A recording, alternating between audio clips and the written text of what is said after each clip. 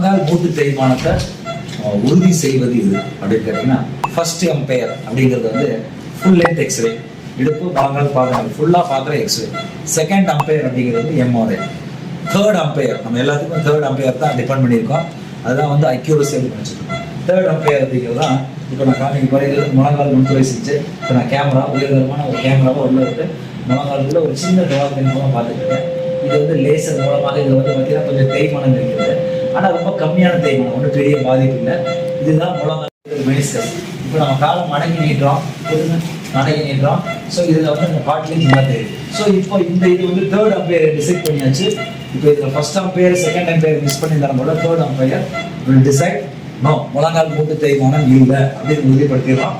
இவருக்கு வேற ப்ராப்ளம், மூட்டு தேய்மானம் இல்லை. ஸோ இந்த தேர்ட் அம்பையர் அப்படிங்கிறது வந்து ஃபர்ஸ்ட் அம்பையரான எக்ஸ்ரேவும் செகண்ட் அம்பையரான எம்ஆர்ஐயும் மிஸ் பண்ணதை தேர்ட் அம்பையரான கம்ப்ளீட்டாக டிசைட் பண்ண முடியும். இதுதான் நம்ம டயக்னாஸ்டிக் ஆர்த்ரோஸ்கோபின்னு சொல்கிறோம். சப்போஸ் ஒரு வேளை இங்கே மூட்டு தேய்ஞ்சிருந்தால், இப்போ வந்து 60 வயசுக்குள்ளே இருக்கிறாங்க, காட்லேஜ் வந்து இந்த காட்லேஜ் வந்து டேமேஜ் வந்து இதில் ஒரு பாதி இது மாதிரி மைனர் டேமேஜ், இது வந்து மைனர் டேமேஜ். இதை வந்து லேசர் மூலமாக சரி பண்ணிக்கலாம். இதில் மீடியமான டேமேஜ், அதாவது பகுதி டேமேஜ் ஆகிருக்குதுன்னா அதை வந்து வயசு கம்மியானவங்களுக்கு ரீஅலைன்மெண்ட் HTO அப்படின்னு ரீஅலைன்மெண்ட் சர்ஜரி பண்ணி முழங்கால் மறுசீரமைப்பு சிகிச்சை பண்ணி சரி பண்ணிக்கலாம்.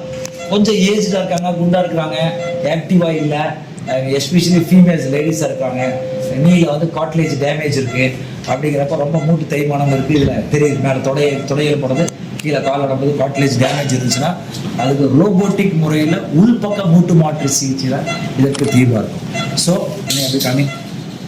ஸோ இப்போ வந்து ஃபர்ஸ்ட் அம்பையர் அப்படிங்கிறது எக்ஸ்ரேவாக இருக்கிறப்ப ஃபுல் லென்த் எக்ஸ்ரேவாக இருக்கிறப்ப, second umpire MRI, third umpire வந்து இந்த ஆர்த்ரோஸ்கோபி தான் வந்து இதற்கான ஃபைனல் டிசிஷன் அத்தாரிட்டி.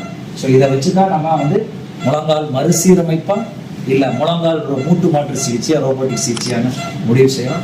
ஒருவேளை காட்லேஜ் நல்லா இருந்துச்சு, ஒன்றும் ப்ராப்ளம் இல்லைன்னா ஜஸ்ட் இப்போ இந்த மெனிஸ்கஸில் கிழிஞ்சிருச்சு, அந்த மெனிஸ்கஸ் மட்டும் சரி செய்தால் போதும். காட்லேஜ் டேமேஜ் இருந்தால் மறுசீரமைப்பு, இல்லைன்னா ரோபோட்டிக் மூட்டு மாற்று சிகிச்சை. So third umpire will decide நம்ம எந்த ட்ரீட்மெண்ட்டுக்கு போகணும், மெடிக்கல் ட்ரீட்மெண்ட்டா, சர்ஜிக்கல் ட்ரீட்மெண்ட்டில் லேசரா, இல்லை வந்து மறுசீரமைப்பா, இல்லை ரோபோட்டிக் சிகிச்சை.